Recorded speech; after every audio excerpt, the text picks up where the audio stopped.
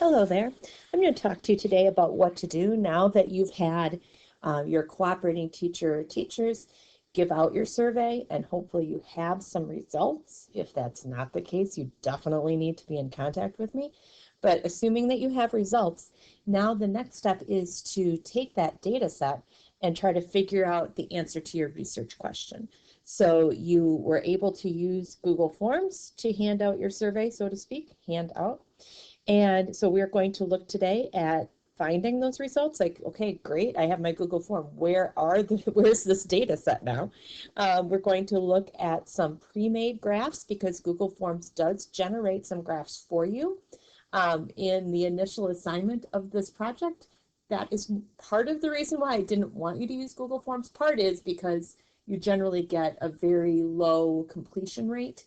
When you hand out an electronic survey, people will just act like they're taking the survey in class, and they're actually checking, whatever their favorite website is.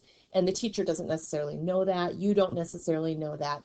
And so usually we get better completion rates if we are handing out a survey in class on paper. Now, given that that wasn't possible, we went with this as a backup method.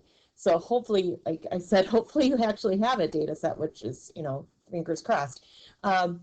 But a plus, like that's a disadvantage, right, is the completion rate. But an advantage is that Google does actually make some graphs for you. Now that said, from the perspective of being your stats teacher, I don't necessarily love that because I want to know that you, as a human, know how to make the graphs. So in order to be eligible for an A on the project under this distance learning situation, you do need to show me that you can use the spreadsheet data to actually make some graphs that Google doesn't just automatically provide. Okay, so those are the three things we're going to talk about. Where are my results? Where are my pre-made graphs? What are they? And how do I use a spreadsheet to make more sophisticated graphs? So I have some slides here, but I'm also going to be able to just show you on an example that I have exactly where this is. Okay, so when you go to the editing link of your form, okay, the one where you actually created the form, not the one that you shared out for students to take the survey, but the one where you edited with your group, this is how our survey is going to look. Then at the top of that document, so to speak, or form, you will see questions versus responses. You were just on questions when you were making the survey. If you click over to responses, then you are going to be able to see the answers that people gave, and you're also going to see some graphs. Now I will show you just some still pictures first, and then I'm going to show you how this looks live. So here is an example. I gave out a Google form the other day in my calculus class, and I asked some math questions. And one of the math questions that I asked was a check all that apply. And so the Google form made me this bar graph. And so I can see how many people said or how many people checked each of the responses. And fortunately, they mostly answered the three that were correct, and the other ones didn't get a lot of people, but a couple people got that wrong. Okay, so from my perspective, there is a right and wrong. From your perspective, there isn't, because it's a survey, it's people's opinions. Okay, so this is what a check all that apply will look like if you have that kind of question in your survey. This was a multiple choice question on my form, and Google did not actually tell me automatically what all of those small slice percentages are. So that would be an example of something that you would need to do yourself using the data that you have in the spreadsheet. And I would not settle, like if you just showed me this pie chart in your final presentation and you hadn't figured out what all of those small slice percentages are, I would be very disappointed, because you certainly can figure that out from the spreadsheet that you're going to have that shows the results. So don't just take the Google form graph and be like, oh yeah, that's good. Look at it and think, can I improve upon that? This was a question that I gave where I asked people, well, you can see the question up at the top, to rank how confident they were on the idea of limits, which is a calculus concept. And so they ranked themselves from 1 to 5 about how confident they were. And I just wanted to note to you, like, this is an aesthetics thing, but if you change the color scheme on your form and then go back into your results, then the colors that are in the graph will also change. So if you want to kind of mix it up, like my form was all this like turquoise color scheme. If you wanted some of your graphs to just look different, that would be where you could easily change that, okay? And then this is an example of a graph that Google makes, but it's a horrible graph. Okay, so my question was, is there anything else that you realize you need to review from this old material that I had made a review lesson on?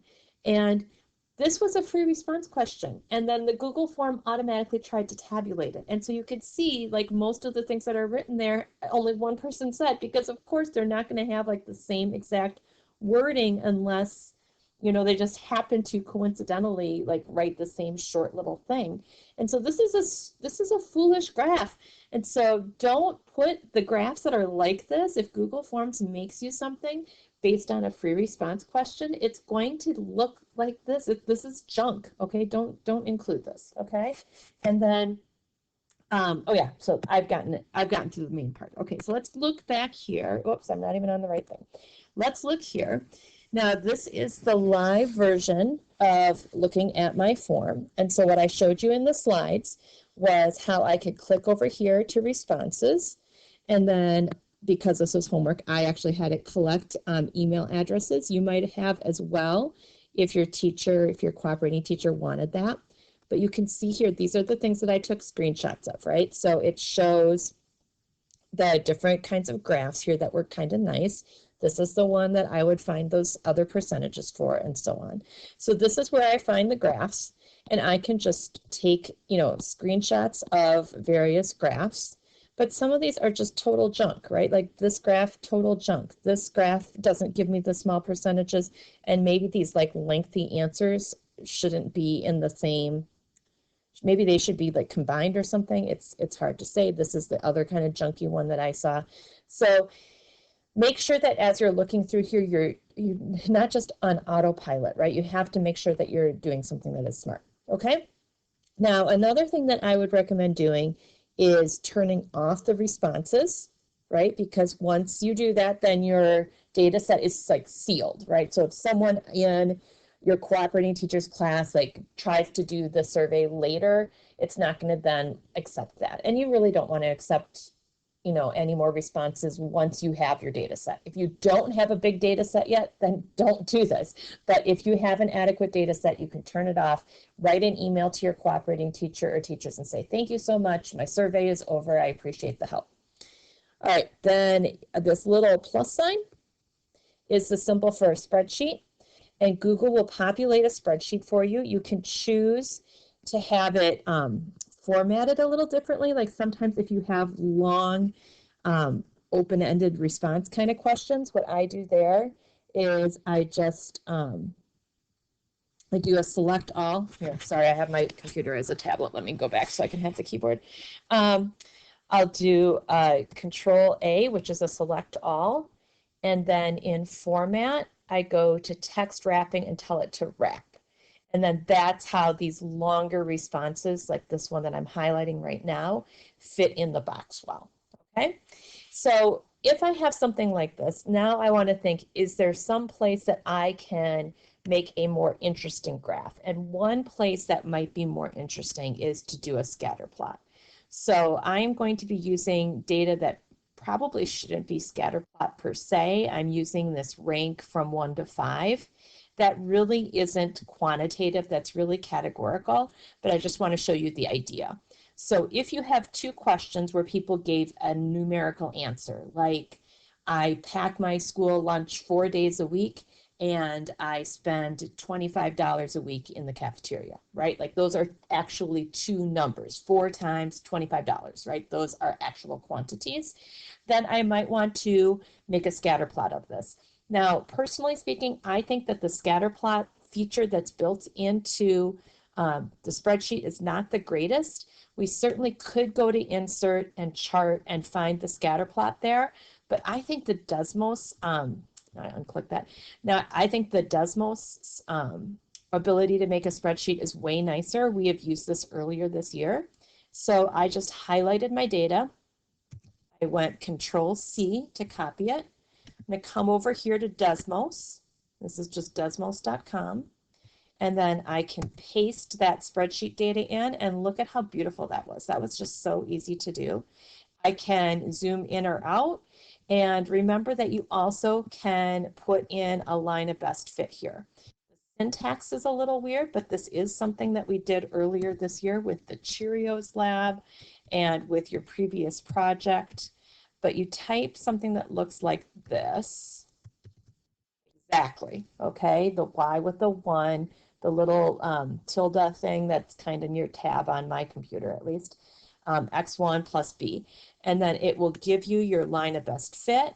It will tell you your slope and your y-intercept. It tells you your correlation coefficient. I can even have it make a residual plot if I wanted to do that.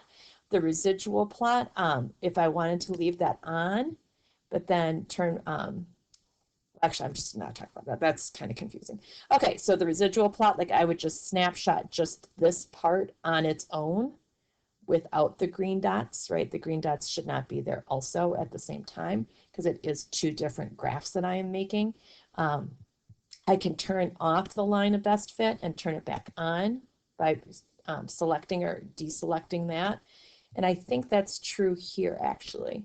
Yeah, okay, so I could take off the green dots and take off the line of best fit, and then I'm just left with the residual plot, or I can put them back on, right? So this kind of idea we've actually seen earlier in the year.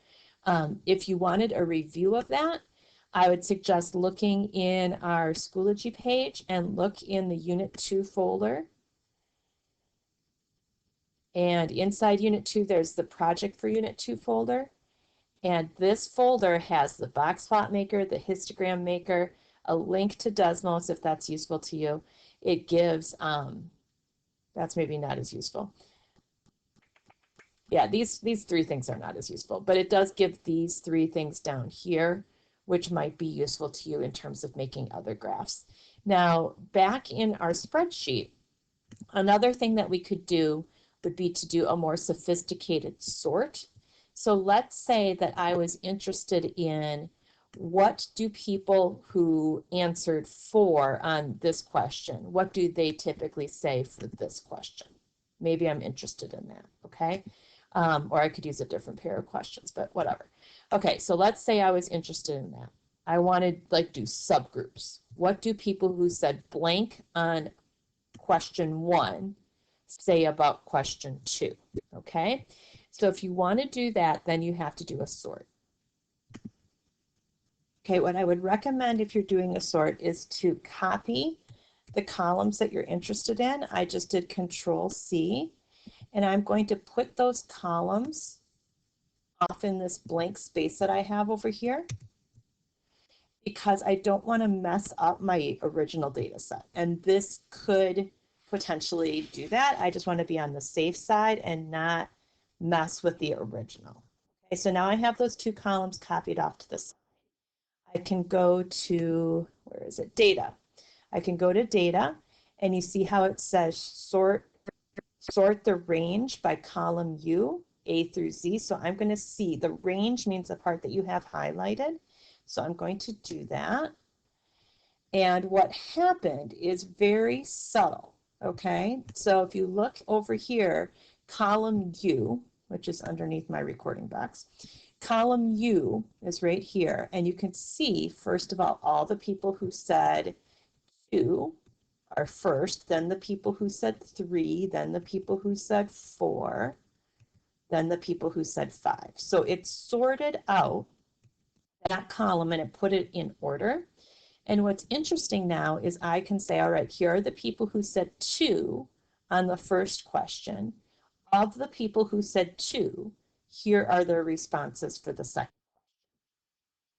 Right? So then I would be using this as a subgroup and saying, of the people who said 2, 1 person answered 3, 1 person answered 4, 1 person answered 5. And then of the people who said 3 for the next question, I would use the data that goes right. Scrolling. Okay, but do you know what I'm trying to do? Maybe. So of the people who said 3, that data ends here, okay? So I have a 4, 4, 4, 4. All the people who said 3 on the one question said 4 on the other question, right? So I can do these little sub results and I could make graphs based off of those. If you understand that, put it in your project somewhere. It's awesome. That shows me that you have a level of sophistication that's really great. Now, if you look back at my spreadsheet, you see that I have these open-ended story kind of questions, or people could just have written anything in the part that I'm highlighting over here. The way to utilize that is not necessarily making a graph of it, although perhaps you can. You might be able to take things like it's fine and it's not bad, and maybe you interpret those as being the same kind of answer, and you can put those in a category. You can tally up how many people said things like it's fine and it's not bad, right? And put them in a group, and you could make a graph based off of that kind of narrative response. But you also can use data like this to just kind of add some color to your project. I don't mean literal color. I mean, like, you know, when you have sports commentary and people are telling stories about the baseball player that's pitching, right? That's what I mean. So you can just add some of these as quotes that people would give. And that's all you need, right? Is just to be able to lend a sense of reality to what your data set is saying. The data can be kind of smushy data too, right? By the way, I asked my calculus students, what is something that one of your family members or friends said recently that cracked you up? I've got to show you a couple because these were hilarious. Okay, my sister said she wished she didn't already shower today, so she had something to do. That's funny. They put a hat on the dog. Hilarious. One I'm looking for. Oh my gosh, this would so happen in my house. You're supposed to flip the omelet. I didn't know that. That's funny. Not the one I mean. This is funny. This is not the one I mean either. My brother threw his weighted blanket on my head and I fell. Okay, but this one, this would happen in my house too. My dad ate the whole bowl of shredded cheese that we were supposed to put on our soup and then complained when it was all gone. Oh my gosh, that would happen. Oh, it's just that cracked me up. Anyway. Okay, and also off topic. All right, so I hope that helped. Let's look back at our slides and make sure that I said the things I planned to say, and then we'll be all set. Okay, so I pointed out to you how you turn off accepting responses if you have a complete data set. If you don't, leave this on and talk to me and let's solve the problem. You need a data set. And then this is the symbol that you go to find that spreadsheet that we were just working on. Yes, and I think we're almost done. So for some things, the box plot, the histogram, scatter plot, sorted subcategory graphs, you need to be more clever than Google Forms is automatically. Okay, so try to get some of those other graphs in. Use the project folder inside of the Unit 2 folder on Schoology to help you make those other kinds of graphs. And then those are the elements that are going to get you a higher score on the project, if nothing else, and will really let you show your understanding of what your data set says. You're trying to answer that research question. So do that to the best of your ability. Get all of the information out of that data that you possibly can. Think of it like the data set is like a wet sponge and you're just squeezing the water, the information out of that sponge as much as you can. And make it so it's a completely dry sponge. You've exhausted everything that the data set tells you. All right, so I hope that helped. If you're confused, please, please, please, please email me. We can always pop over to a Google Hangout. You can share your screen with me. We can look at things. So don't think that just because we're in different places physically that it's too hard to get help. You can get help if you're confused at all, okay? Thank you so much for watching this. Bye.